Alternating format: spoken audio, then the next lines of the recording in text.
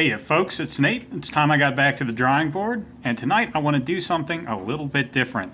I want to talk to you about a book, not a comic book, like an actual prose book by the title of Shadow of the Conqueror, Chronicles of Everfall by a man by the name of Shad M. Brooks. Now, I'm going to include a link to this down in the description so you can check out the Amazon store listing. If you hear anything here that interests you, a little background. This is a book by a YouTuber that I follow who talks a great deal about historical combat and swords, which is a subject that has been of interest to me for quite some time, back even going as far back as college when I studied Olympic fencing. Now, Shad's channel is primarily about the many different aspects of historical combat and fantasy historical combat, and that really comes through in his book. And I read it, and I was very interested. It's an interesting book. We'll talk about that a little more in a couple of minutes, but I want to talk first about the format I'm going to take here. Obviously, I don't have a copy of the book. I bought a digital copy, and the device which I tend to read books on is also the one I'm using to record this, so I'm not going to try and even show you what my final copy looked like. I did some marking in it. It's a pretty good book. It has a great cover. You can check those things out if you wish, just by going to the store page. But of course, since I don't have a physical item here, and it is a prose book rather than a comic book, which is what I usually do these kind of segments on, we're going to have a very different approach to how we break this down. For starters, other than the cover, there's no art to talk about, and of course Shad did not do the art himself. At least I don't believe so. I'd have to open it up and look at the cover credit to be sure, but I'm 90% sure he didn't. So we're just going to have to set that topic aside. Likewise, there's no form factor to analyze, and I'm sure that if I had gotten a copy of the book, it would be, printing is pretty much a solved art at this point. There's not a whole lot of variation between one book and another. So I'm sure it would be of typical quality for a book in this day and age. So what I want to do instead is I want to break down the book along three different aspects: the world building, the characters, and the story itself.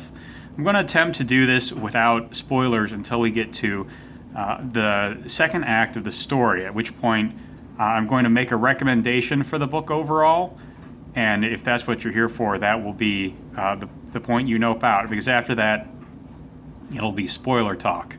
But as usual, my primary goal is to analyze what Shad did with his writing, how well it works, what I thought of it, any lessons people can take away from it, that kind of thing. Because I'm less a reviewer here and I'm more a writer who likes to talk about the art of writing. So I'm going to analyze the characters first, and then the world building, and finally do the story.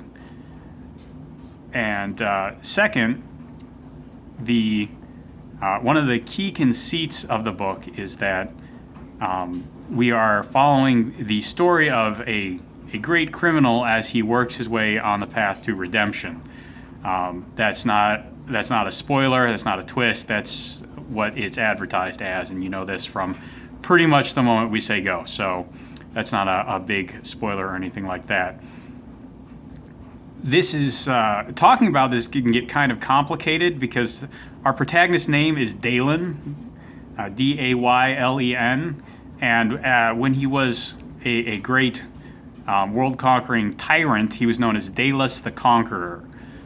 For the sake of making it clear, when I'm talking about the protagonist as he is at the beginning of the story versus the protagonist when he was an evil, bloody-handed tyrant, I will be referring to the protagonist as he is in the story as Daylen, and I will be referring to his past self when he was a conquering warlord as the Conqueror, as that's the way most people seem to tend to think of him anyways. That just makes it less likely that a slip of the tongue will complicate matters and make it unclear who I'm talking about. So once again, going forward, Daylen, the protagonist as we read about him in the book, the Conqueror, him as in the past as an evil world-spanning tyrant. And that distinction is important for a number of reasons, which will become clearer once we get into the plot discussion. But let's start by talking about the characters, beginning with Dalen himself. As the protagonist, Dalen is probably the most interesting and in-depth, explored in depth the most, as he should be. He starts off as a very self-focused, kind of petty person, which should not be surprising, given that he is a recovering world conqueror and tyrant, and generally unsavory kind of person. He will, however, at times be a bit of a pill to swallow. I don't think that's bad. That's what the goal was. The goal is to show him evolving from a person who is regretful about who he was, who has lived a lot of his life in guilt, but who has never gone through the character growth necessary to really transform from the conqueror into a better person. And we do get to see him go through a lot of that growth. We get to see him, Dalen lives in isolation for a long period of time. And we get to see him come out of that isolation and begin to really confront and grapple with what he did and attempt to grow past it. And that presentation, I think, is pretty strong. I think it's a good story to look at. That said, Dalen is just going to rub a lot of people the wrong way. He's a prick, and deliberately so. And some people just don't like reading stories about that. I understand that. Suffice it to say, Dalen's unpleasantness does not make him a bad character. So the second character of note in here is Lyra. Lyra is someone who survived the days of the Conqueror. She was abused personally by the Conqueror, and she has a lot of bad memories. And she represents, she's sort of the accuser, if you will, who is constantly questioning Dalen's motives even before she knows who he is. And at the same time, she represents the ability for other people to see him in a good light, because she does for a while before she knows who he is. And she also eventually makes a sort of peace with him. We get to know a lot about Lyra and how her encounter with Dalen changed who she was, and how she had to grow in order to overcome that. And on the whole, I think she has a pretty good arc. Unfortunately, we don't get to learn a whole lot about who she was before she met the Conqueror, and that's understandable. I believe she was 14 when, maybe even 13, when the Conqueror first came for her. And so maybe there's no clear picture of who that person would have been beforehand. Still, I would have liked to see that explored a little bit more. There's a lot of talk about how her experiences in the grasp of the Conqueror changed her, and how she grew past the damage the Conqueror caused. And that's all very good. One thing that I found about her character that was a little hard for me to believe is that we never see her in mourning for the person she could have been. And I guess I'm not an expert on abuse and how people recover from it, but I think my general understanding is that tends to be a part of it, and I was kind of surprised to see it absent in her character. Nothing that breaks her as a character, nothing that makes her unpalatable as a character, just a minor critique, something that I expected to see that I did not. A third character to talk about is Arek, and Arek is, he is in many ways the opposite of the Conqueror, and I can't talk a whole lot about that without getting into spoiler territory, but for now suffice it to say that everything that Dalen is at the beginning of the story, Arek is pretty much the opposite of that. And he's the opposite of what Dalen was when he was the Conqueror. And so he's kind of, he is a friend, he is a mentor, He is an example, but the relationship is more complicated than that. They grow to become true peers over the course of the story in a way that's quite pleasant to see. And Arik, like Lyra, does not know that Dalen was the Conqueror, and that is another interesting aspect of their relationship, especially when, well, we're not getting into spoilers.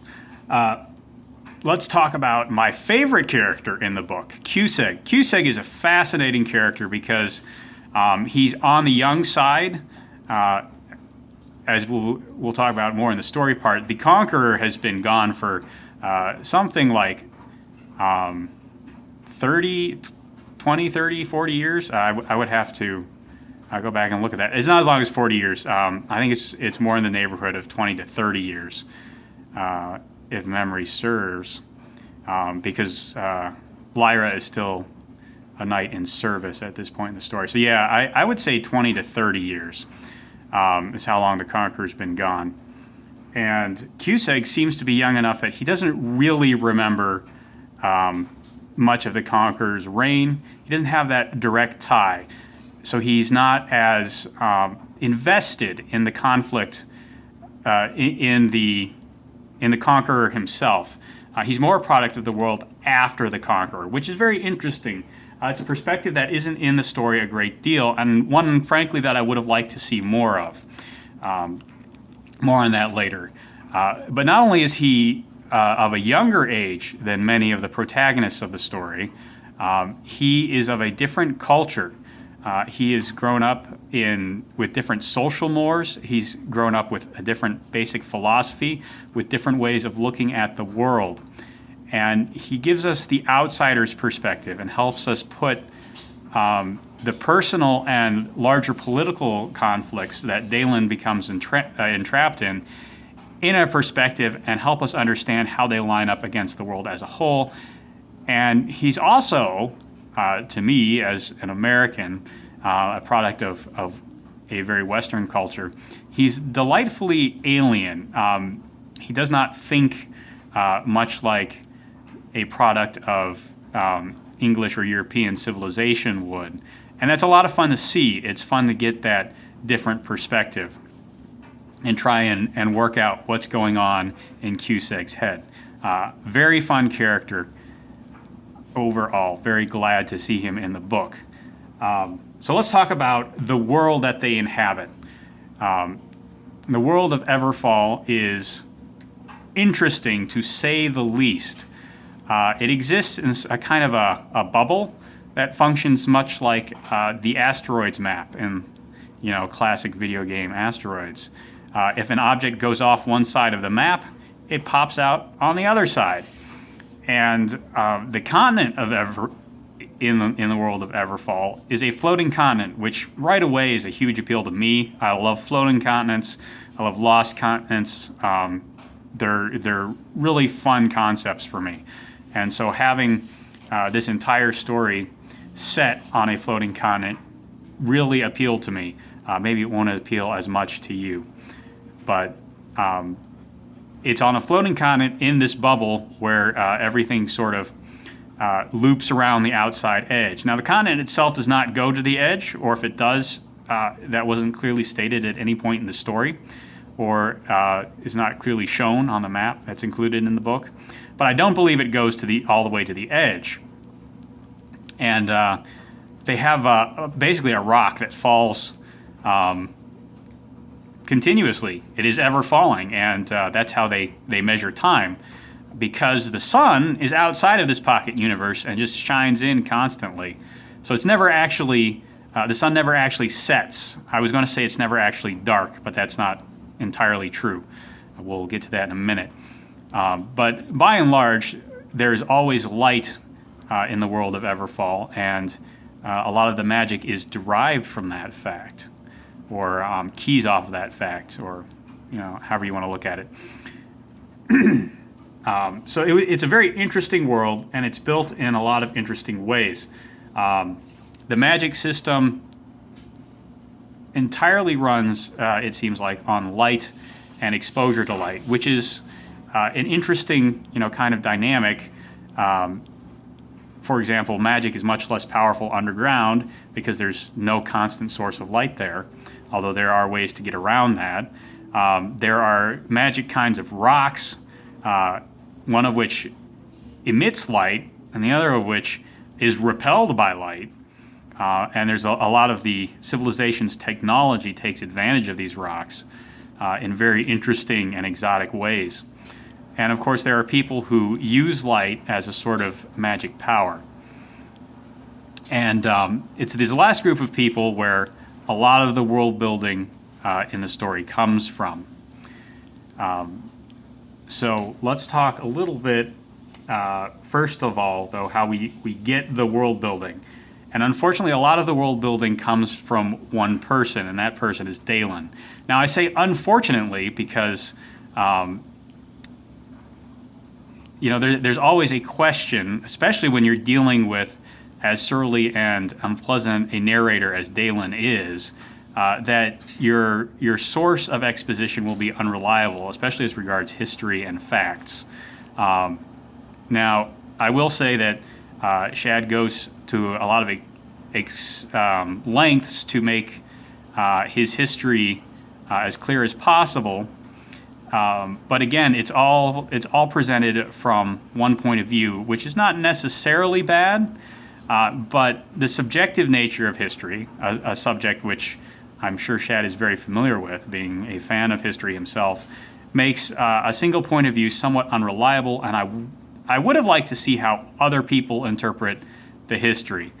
And there is a little bit of that. We find out that there are some people who sort of venerate the Conqueror as a person who brought about a lot of positive things, but that's really not explored in any depth, which I would have enjoyed seeing, I think. Regardless, we also get almost all of our exposition on how magic and mechanics work from Dalen's point of view. And this is justified as Dalen kind of being a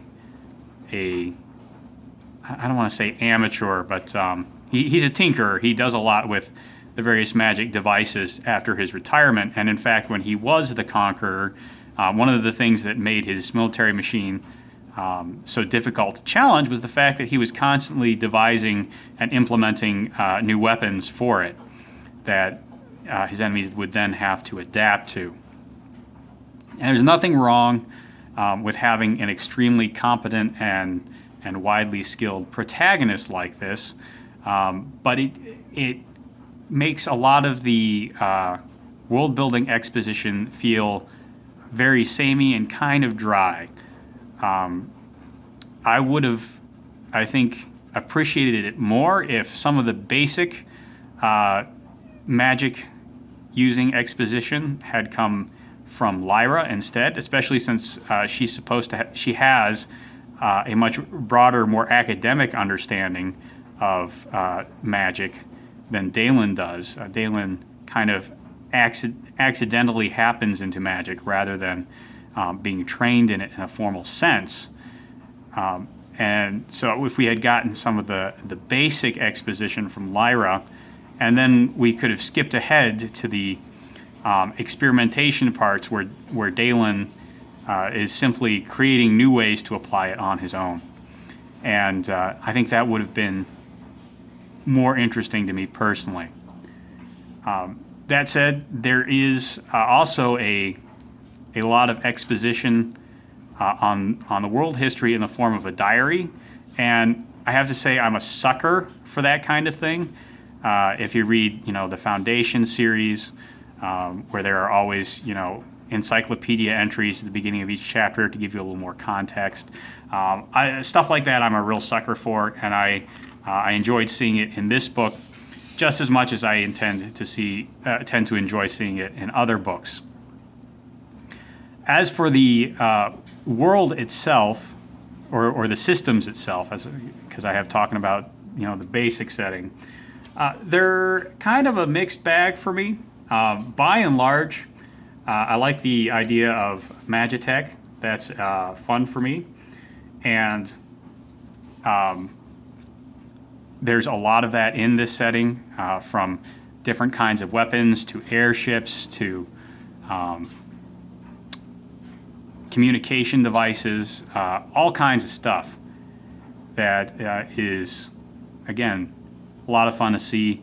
All really well executed and generally playing off the very basic mechanics of the magic stones they're built off of in pretty understandable ways. So big plus there. Some parts of the magic system don't make a whole lot of sense to me. We can't discuss that without spoilers, so we're going to set that aside for now. But on the whole, I think it makes a lot of sense. I do, however, have a problem with some of the naming conventions. And this kind of, you kind of see this in the Dalen versus Dalus question. There's a very similar names. Well, the three kinds of magic, personal magic as opposed to magical technology, if you will, are light binding, light bringing, and light blaring. And it's very difficult to discuss those in casual conversation without tripping yourself up over which one you're talking about. And this is a very meta thing, but it's something I think a lot of world builders don't give a whole lot of thought to. I don't know if Shad ever went through this and said it all out loud, but it's very easy to trip yourself up. And maybe since he spent so much time thinking about it and talking about it with other people, he kind of got over that. But I know that in attempting to discuss the book with friends on occasion, we've had trouble keeping straight what we're talking about, and we've confused one another, and it's not ideal. It's not ideal. And it's a thing that, I think people should pay a little more attention to. How people are going to talk about your story and how easy you're making it for them to do that. They don't have your level of familiarity with the world and with your terms. So go easy on them a little bit, huh? Another thing that was interesting to me was the setting attempts to present profanity and obscenities that were different, for lack of a better way to put it, from Earth Standard, which is fine. I think that if you're going to have explicit profanity in your story, and your story is a fantasy setting, you really need to think about what kind of profanities and obscenities you're going to have. And Shad clearly did that in some ways.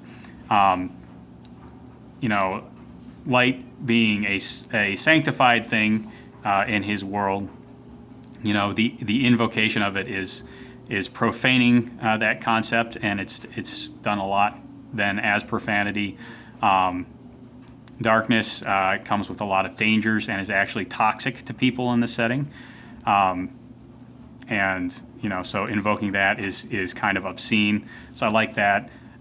So some of that works, some of it doesn't. I think your mileage is going to vary on that one. It was definitely a very personal taste for me. On the whole, I find the setting to be pretty good. It's a very organic setting, which is to say it feels like it was constructed piece by piece by a person who was thinking through all of the ramifications of that setting, as opposed to assembled thematically by a person who is just looking for concepts that would advance the feel of the story. I don't have a problem with either kind of world building, really. You don't have to look very far to see good examples of thematic world building. Something like Toy Story is built in a very thematic fashion. It's more about this theme of a kid playing with toys than it is about organically exploring everything that happens that would then follow because you have these animate toys running around. But what we have is an organically built world, and it's organically built, in my opinion, pretty well. There are some thematic elements to it. Most of the light bringing, light binding magic is very has a very Qigong kind of a feel, which is appropriate for what is essentially a swashbuckling story about magical sword masters. But overall, it's an organic setting, and I think it's a very good organic setting. So let's get on to the story. Act 1 is entirely set up, which is what it should be. By and large, it sets up Dalen, and it introduces us to the Conqueror, and it introduces us to the magic of the world. It shows us how Dalen acquires magic quite accidentally, honestly. And at the very tail end, it introduces us to Lyra and Cusick. We also meet Arek there, and he gets, well, I guess he is in the first act more than just a couple pages. He's kind of quickly introduced in the first chapter, but he doesn't become really deeply important until probably chapters 5 or 6. And then Lyra and Cusick are introduced in chapters 9 or 10. I don't remember exactly where. Quite late though.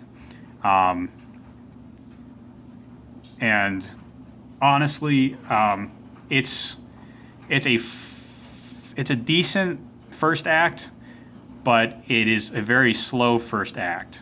And if I were to, if this was a writing workshop and I was offering Shad feedback, I would say start with Dalen's suicide attempt. That sounds really weird. Dalen's an old man. He's like 80, and he's still racked with guilt for all the things he's done as the Conqueror, so he tries to commit suicide as a final act of atonement. And he commits suicide by throwing himself off the edge of the bubble, and instead, through mechanisms that aren't entirely clear, but we get enough information to guess at, acquires the powers of a light binder instead. So far, so good. The problem is it takes, I believe, 3 chapters to get to Dalen's suicide attempt, when really I think he should have been jumping off the edge of the continent. Page 1, chapter 1, possibly paragraph 1. And then everything that built up to that, we could have gotten in a much more contained flashback sequence later. I think that would have been more effective storytelling. Also, I think that introducing Lyra earlier in the story would have been better as well. Presenting her, not necessarily, because she's introduced at the end of Act 1, kind of as a Javert, someone who's hunting a criminal. She doesn't know who the criminal is at this point in the story, but I think on the whole, introducing her earlier, before she begins her pursuit of Dalen, and showing her kind of in her everyday life, maybe training some rookie Arknights, which is the order of heroic Lightbringers she belongs to, or Lightbinders, excuse me. See, there you go again, that confusion over the names of magic. So she belongs to the Arknights, which is an order of heroic Lightbinders, and I think introducing her in her daily life there would have done a better job introducing her character than introducing her later, much later in the story would have. So just my 2 cents there. Beyond that, it does set up the world, its social mores, a little bit of it, well, a fair bit of its technology, and gives us an idea of the kind of swashbuckling aspects we can look forward to in the story. So that's good. It's a good, competent first act that gives us an idea of how the world works, who we're dealing with, and what's going to be happening going forwards. If I had one problem with it, it's that it doesn't really give us an idea of the stakes. I think the stakes should be set fairly early in the story as well. And of course, as I said before, I would have liked to see Lyra introduced and introduced earlier. And in general, I think the first act could move a little bit faster. But it sets up a good, fun, swashbuckling tale with some heavier thematic elements hinted at. So, do I recommend the story? Well, it depends on how much you like swashbuckling stories and what your tolerance is for an unpleasant main character. Beyond that, though, there are a couple of things to note before we go any further. If you're one of those people who just wants a recommendation and wants to nope out. First of all, Lyra is a survivor of sexual assault. There's no easy way around that. Furthermore, Dalen is the person she was assaulted by. And a lot of people are going to find that extremely distasteful, I have no doubt. And you're supposed to, in all fairness. But Shadow of the Conqueror is a story about an evil man who's attempting to redeem himself. And he is guilty of some very evil things. And there are lots of people in our society today who are going to hear, oh man, rapists can go to prison and we can lock them up, throw away the key, just put a bullet in the back of their head. They're very unforgiving of those crimes, and I can understand why. That said, the question, when is a person, beyond redemption, is an interesting one, and it's one that Shad wants to investigate and really break down in this story. And if you're okay with, taking a really hard look at those kind of questions, and you don't mind, some of the unsavory elements of it, if you will, being discussed quite frankly, then I think that Chronicles of Everfall is a good book for you. And of course, it has great swashbuckling adventure action as well. So on the whole, I recommend it if you can, if you're okay with the subject matter at hand. So let's talk a little bit about spoilers. Act 2 is where the plot kind of heats up. We start meeting the different characters who... We start meeting the different antagonists that Dalen is going to have to deal with a lot. And again, you would think antagonists would be introduced a little bit earlier. There's no single united antagonist for Dalen to deal with this early in the story. So maybe that will be the subject of later books. But other than some sky pirates and a rebel group that idolizes the society that the Conqueror created, there's no single antagonist that Dalen will have to deal with. So we are introduced to some of the sky pirates. The rebel group is introduced in the second act, and there's a lot of swashbuckling action as Lyra and Cusick, her partner in the Arc Knights, close in on Dalen and Arek, who are just kind of running across the continent at that moment, righting wrongs and fighting pirates and monsters, and pretty good stuff. Very typical actiony, adventure-y kind of stuff.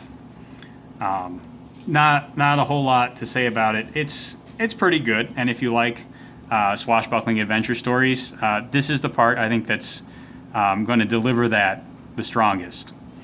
Part 3 is a really big bombastic finale, and it has kind of a comic book movie finale feel to it. Whether that's good or bad, I leave up to your interpretation. Frankly, the finale was, in my opinion, the strongest part of the story. There's a lot of shenanigans in it. There's a lot of creative action sequences in it. It has, airship battles. It has people ping-ponging all over the map. It has the revelation that Dalen is in fact the Conqueror to Arek and Lyra, which forces them to grapple with how they are going to, their responses to that are a big part of the third act as well. Very, very good, interesting stuff. I do have, as I said before, some issues with the way magic is used at this point. We learned that when Dalen... Okay, let's back up for a minute and talk a little bit about the way light binding works. There's an explanation of light bringing as well, because Arek is a light bringer, not a light binder. And I'm gonna leave that. You can read about it if you're interested, because it's not directly, his powers are not directly related to this story criticism or this world building criticism. So light binding can be done in one of two ways. You can be a world binder, and you bind light to aspects of the world like gravity or lightning or something like that, to enhance those aspects of the world. Or you can bind light to yourself. That's being a life binder, and that will increase the effectiveness of your senses or your physical abilities. So far, so good. There's nothing wrong with that, typical buffing magic or, lightning bolt, fireball kind of magic. I guess I don't think anybody throws a fireball with world binding, but you get my point. It's a fairly straightforward and reasonable magic system. My problem is with some of the ways Dalen uses it. Specifically, he binds light to his intelligence, and it allows him to think faster. It essentially makes him, if you're familiar with comic books, it makes him the Flash when he enters his hyper thought mode.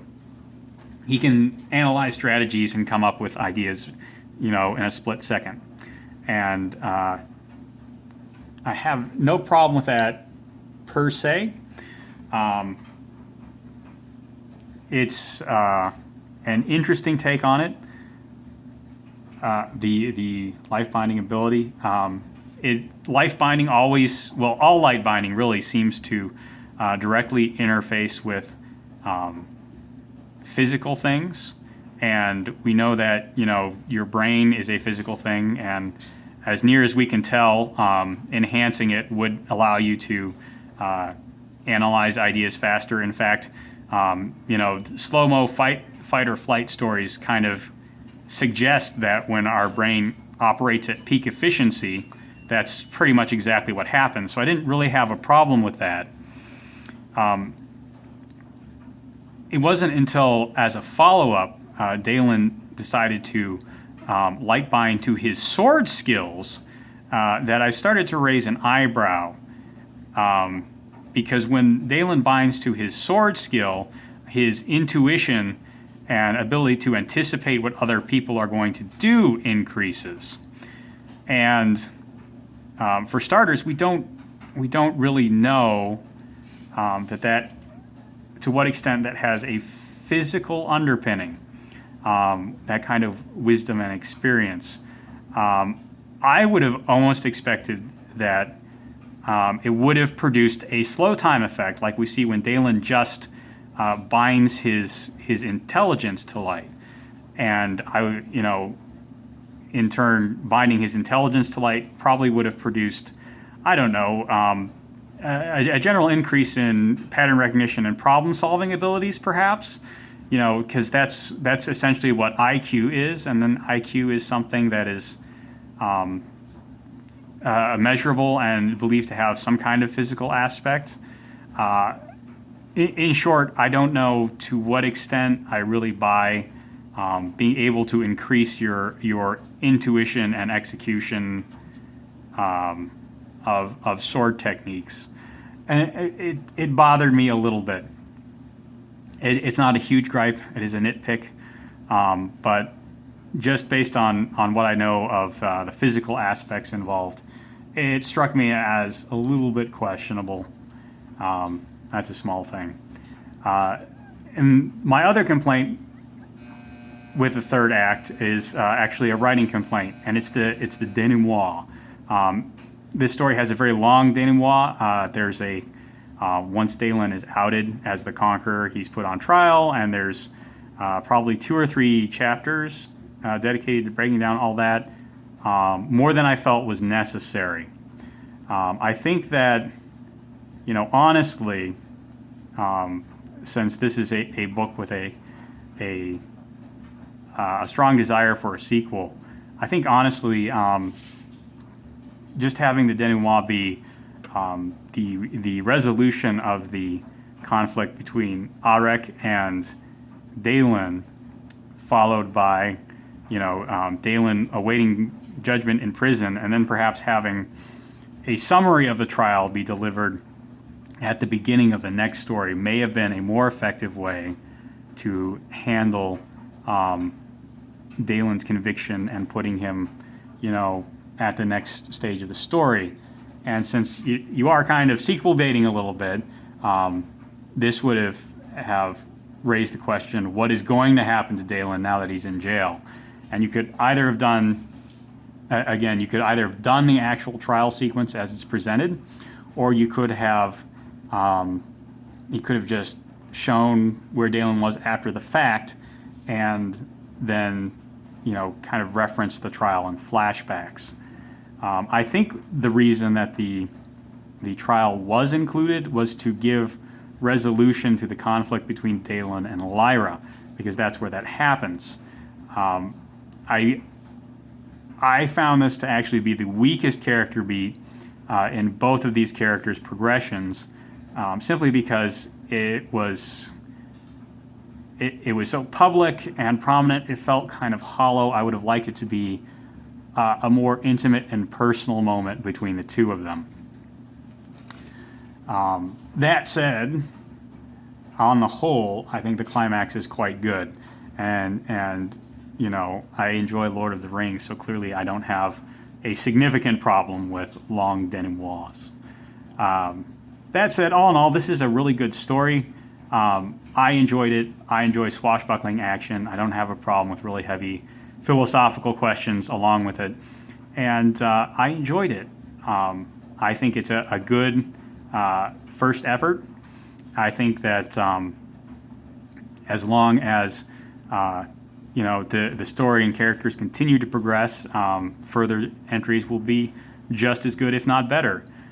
There are some things I would like to see going forward. One of them is I would like to see a continued examination of the younger characters who don't remember Dalen, and how they are adapting to a world where Dalen is back, what they think of him, what all his return implies for them. And also an examination, because I forgot to mention, one of the unexpected outcomes of Dalen's awakening to light-binding magic is that he became younger. He has the body of an 18-year-old again, whereas he used to be a decrepit 80-year-old man. So that also has a lot of societal implications. I think a lot of people are going to wonder about that. I'd like to see that continue being explored. And I would like to see a change in Dalen's perspective. We've already had one. Of course, he's gone from being a character who tried to stay alone by himself so he didn't have to face the consequences of his evil actions, to a character who is a little more ready and able to look at those aspects. But I would like to see him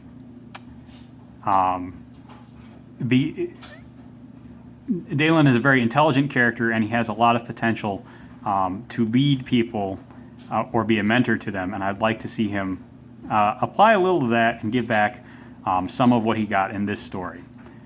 So those are the things I would really hope to see in future parts of the book. So anyways, that's all I got for now. I hope you all enjoyed that. If you did, there's a like button and a subscribe button down below. You can use them as you see fit. Let me know what you thought of the book if you've read it in the comments down below, and I will talk to you later.